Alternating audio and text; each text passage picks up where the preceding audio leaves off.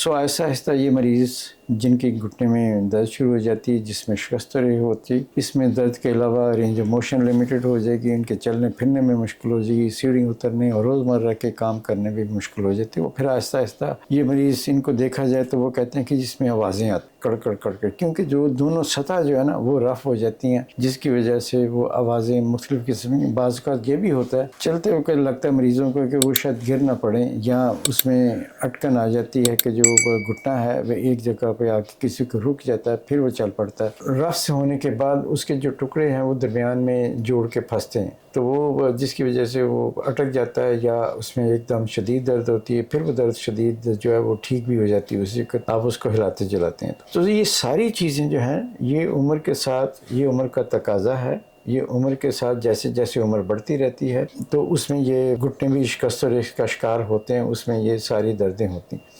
ویسے تو